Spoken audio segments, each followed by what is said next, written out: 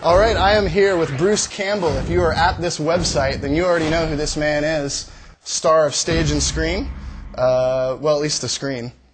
No, I did a stage play a few years ago. You did, and, Yeah. and you did back in Michigan as well. Is that correct? Yes, indubitably. Awesome, awesome. Well, first of all, we're here to screen his new movie, The Man with the Screaming Brain, and Bruce was kind enough to sign books for like 5 hours. For a million, there were 1 million people in Kansas City. Exactly. A lot of classy people here. Really? Mm-hmm. I didn't know that. I'm from Kansas City, and I wasn't aware of that. Well, anyone who's here is classy. So shut the hell up. And the Screenland, obviously, is a classy place.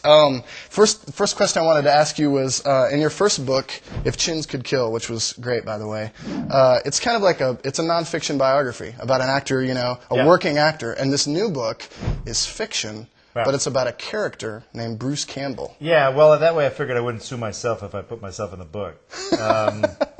Yeah, that's a what-if story. Right. That's what would happen if you took a B-movie actor, meaning me, and put him in a big A movie, finally, opposite Richard Gere and Renee Zellweger, directed by Mike Nichols, written by the guy who wrote Working Girl, produced by Robert Evans for Paramount Studios. And all the big names. And the answer is, it's not a good idea.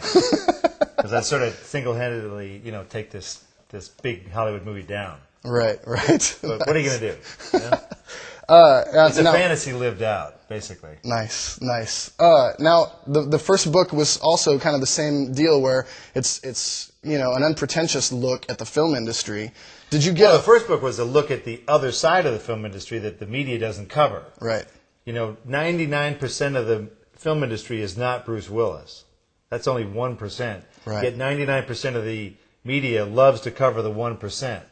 I wanted to have 1% cover the 99%. So that's what my book represents, the 1%. Nice. So did you ruffle any feathers in Hollywood by kind of, Look, Hollywood doesn't even know who I am, so there's no feathers to ruffle. I've even had someone say, "Oh, after this book, you take a lot of shots at Hollywood. Are you afraid of what's going to happen?" I'm like, "What? You're going to make me be in B movies?" There's no punishment to be had. You going to cancel my TV show? Or? Yeah, exactly. Yeah, they're already canceled. Forget about it. So you directed and co-wrote this movie, The Man with the Screaming Brain. Right. How did you come up with this idea? The kernel of the idea was given to my partner David Goodman in a rowboat in 1986.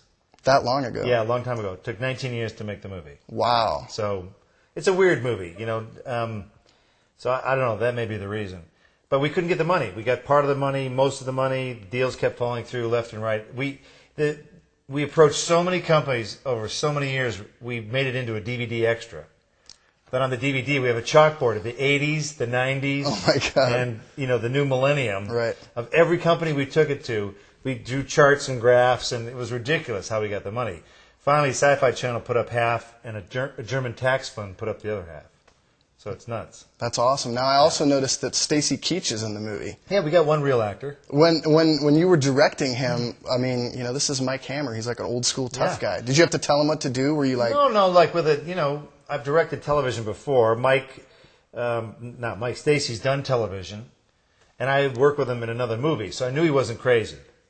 And that's a key factor. Right. If I hear a bad report about an actor, I won't use him. Right. Who needs that crap? And Xena and Hercules, you directed episodes of those before. Yeah. From the book, it seems like those were kind of like where you really got your legs at directing. Totally. If you can direct television, you can direct anything because of the pace.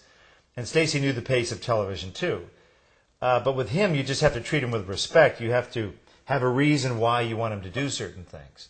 Right. And actors like it when you give them notes. If it's rational notes of speed this up or why don't you try this new idea, they were all fine. And I use Ted Raimi whenever I can too. Right. Because Ted makes me look subtle, so So there was no trailers on this film?